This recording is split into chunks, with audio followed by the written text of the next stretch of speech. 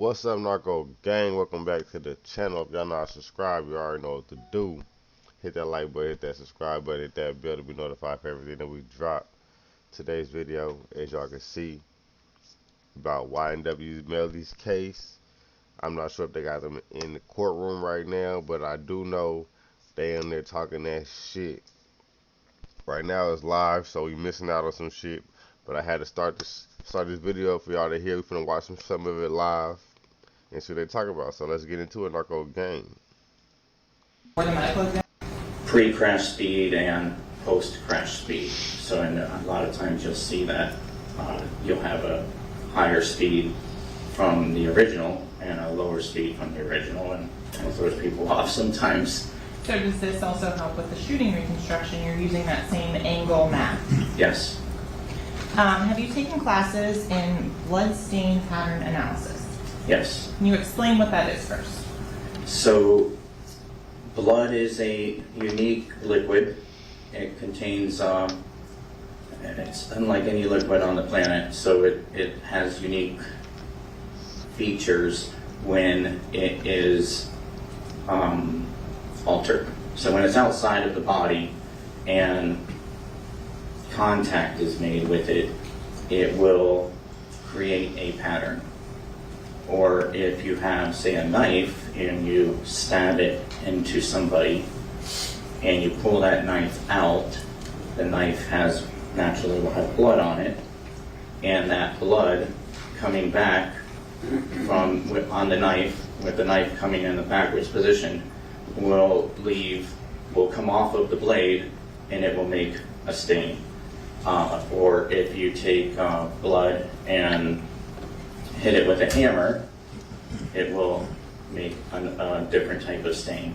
So there's several types of stains that are associated with blood stain, and those all need to be interpreted to determine exactly what happened, and in some cases it can tell you where the assailant was. Okay. In terms of blood stain pattern analysis, how long was that class that you took? 40 hours. Did they have a discussion about what is blowback? Yes. What is that?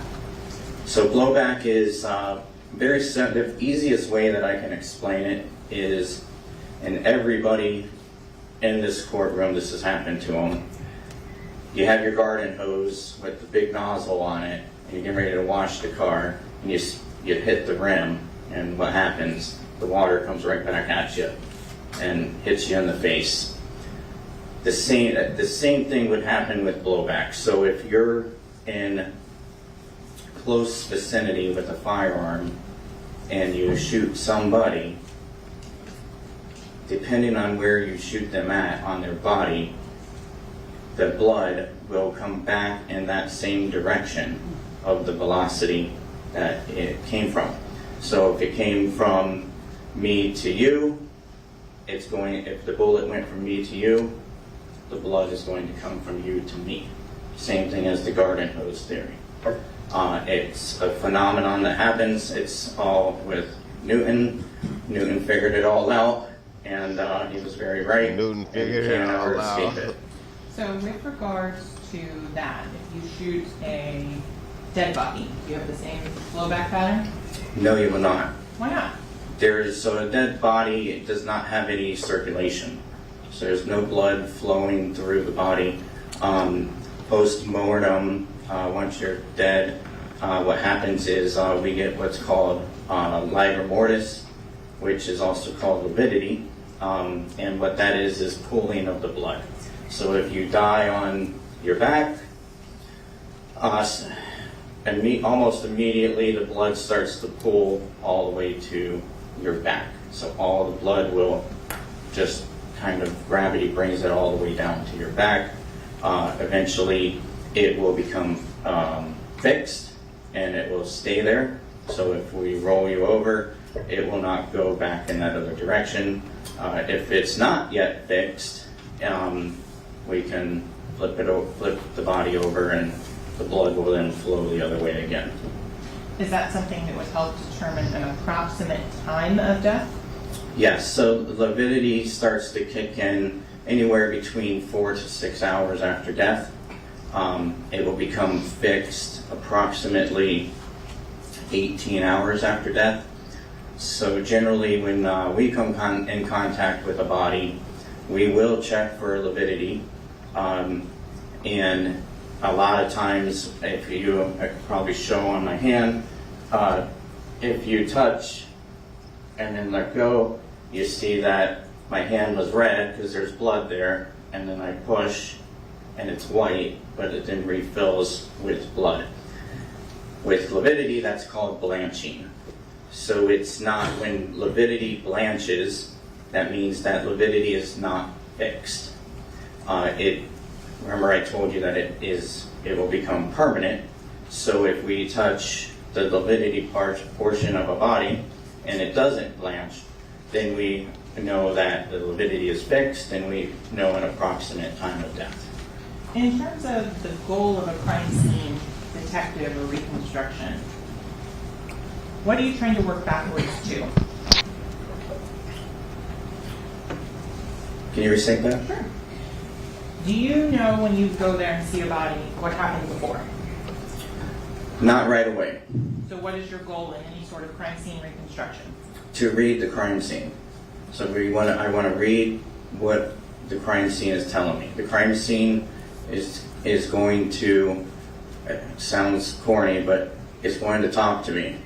It's going to tell me what happened, where it happened. It's not going to necessarily tell me why. I'm not interested in why, but I am interested in what happened, where it happened, and what evidence was left behind due to the actions of what happened. Okay, so we talked a little bit about the crime scene photography you do as well, and the crime scene reconstruction of a shooting incident. Do you also have training just in homicide investigation and advanced homicide investigations? I do. And what types of time frames and hours on those? For homicide investigation was a 40-hour class, and advanced homicide investigation was another 40-hour class. So Sergeant Williams, with regards to your on-the-job experience, do you have training and experience putting those skills that you learned into practice? Yes. Approximately how many death investigations did you go to during your 11 years in crime scene?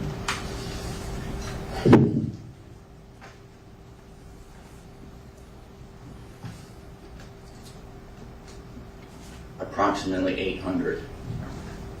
In terms of, as a crime scene traffic homicide crash, did you go to incidents in which the vehicle was the weapon? Yes. And how many times was that an issue? Twice. And in terms of the shooting reconstructions, how many times have you had the opportunity to use those skills in practice? So those skills and practices, I would say well over 100. Any time that a shooting reconstruction can be done, it will be done. And it's important. Our job in crime scene is to figure out what happened, corroborate stories, and if the evidence is going to corroborate somebody's story. So it's if it can be reconstructed, then naturally we're going to reconstruct it. And in terms of prior opportunities to testify in court as a shooting reconstruction expert, have you done that? Yes. Approximately how many times? 2 other times. And in what jurisdiction was that? Here in Broward County.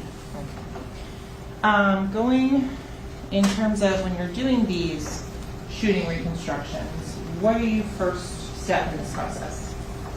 The first step is, so if in a car, in a house, or just in general? Yes. Okay. So the first step obviously is to say we have a house. First step is to process our scene and collect as much evidence as we can before we do any type of reconstruction. So we want to document as much as possible, collect as much as possible, because Locard's theory for crime scene is you introduce something to a crime scene every time you enter, and you take something away from a crime scene every time you exit. So therefore, we want to maintain Locard and stay in, document, collect. Let me know what y'all think if he's guilty or innocent inside the comments. So I want to see the number. I'm gonna do a poll probably, but I'll probably do a poll later on. But in the comments, let me know if y'all think he's guilty or innocent. Explanation. It's a reasonable explanation. Why is that? Because I wasn't there. I wasn't there to witness it. I wasn't there to stop it. So there's no way for me to be absolute. I can be pretty close still. Okay, so talking, you said, on Locard and not introducing anything new to the crime scene. What types of measures do you take to make sure you don't leave any evidence of your entry into the crime scene behind? So we'll generally don tie-back suits, which if you've ever watched Forensic Files or anything, you see us in the goofy Smurf suits, gloves, masks, eyewear. And the whole purpose of that is we don't want our hair in there, we don't want our DNA in there, we don't want our fingerprints in there, and our sweat. We want to try to gather as much evidence from us and contain it in the Smurf suit. Okay, in terms of, you said you weren't there. Can you ever state with 100% certainty, absent a video, how a firearm was being Dude said goofy smirk suits. That's crazy as hell, huh? held? No. Can you ever say with 100% certainty exactly how many feet a shooter was away from a moving target? A standard or a standing shooter to a moving target? Yes. No. What about the opposite? You have a moving shooter and a stationary target. No. Why not? Because, excuse me, I'm sorry. If you need water or anything, please let me know. So the movement of these items is going to create false distances because the target has the receiving end of the bullet, the projectile. Let me know if this sounds like he got a strong case. It don't sound like he got a strong case to me. Mind y'all, this is the prosecutor right here. Right? The person that y'all hear in the background, the lady that's asking questions, that's the defense. So, y'all keep that in mind. Projectile has moved.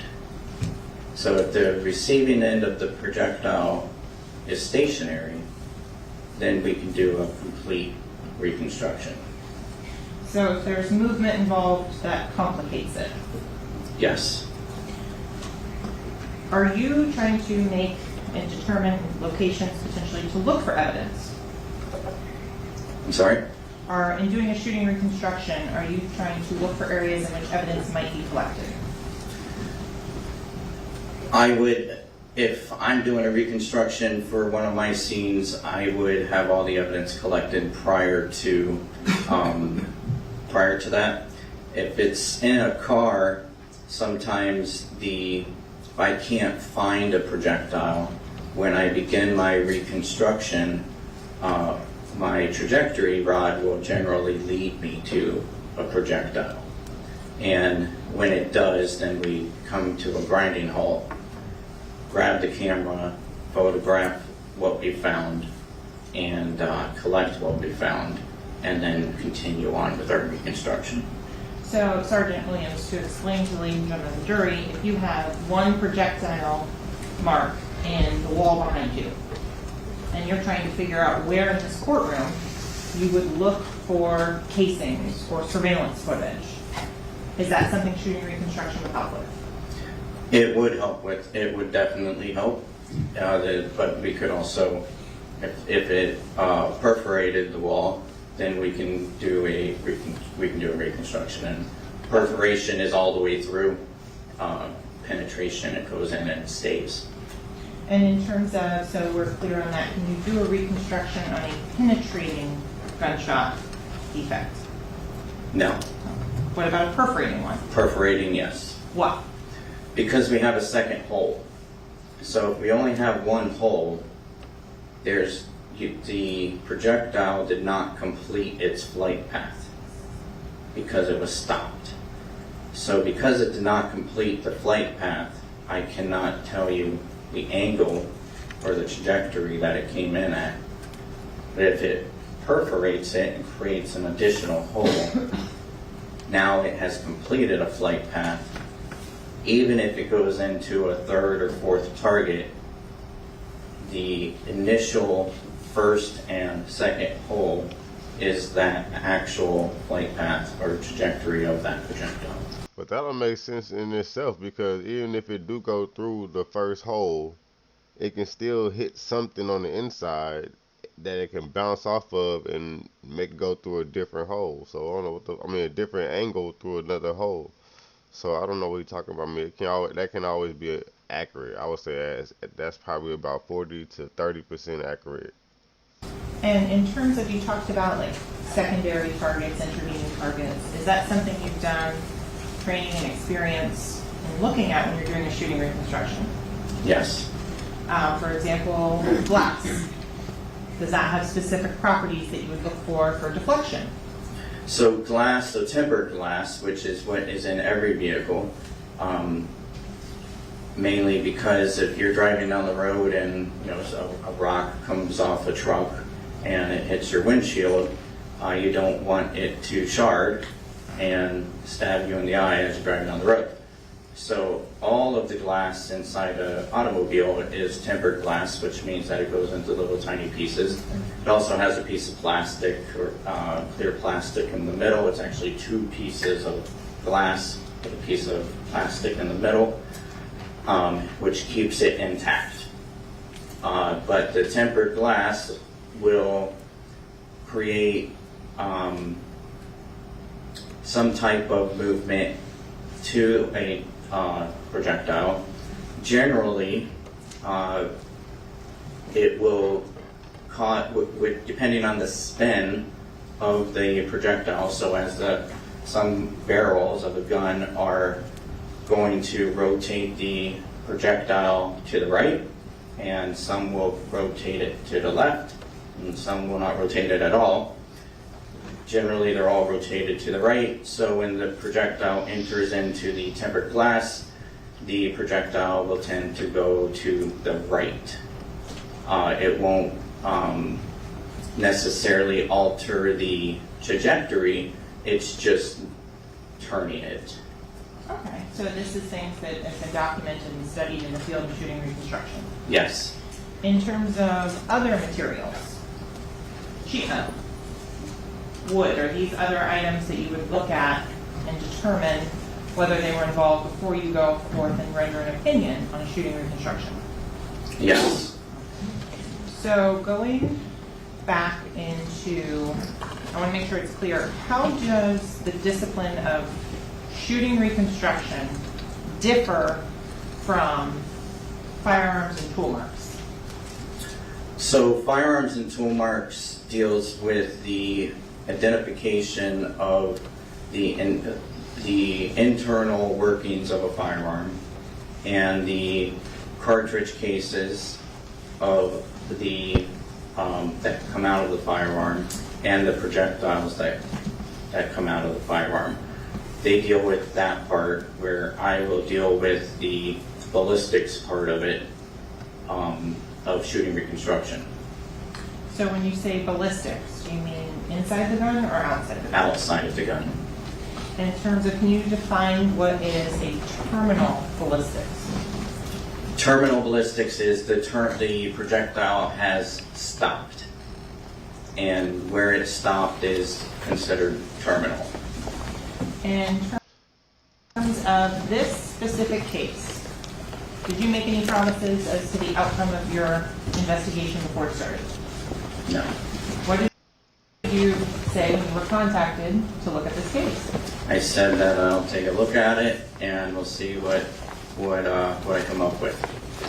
Alright, man, I'm in this video right here. I'm gonna do another series. I don't want this to be too long. So y'all let me know already. This shit not sounding strong enough to me. This shit sounding weak. What the hell is that in the background? Ignore that shit. This shit sounding weak as fuck to me. So I think this shit is gonna be innocent. He not guilty. Oh shit, my bad. I gotta go. That's my alarm. But I'm gonna tune back with y'all. Y'all hit the like button, subscribe button, and we got this thing, Narco Gang. Peace.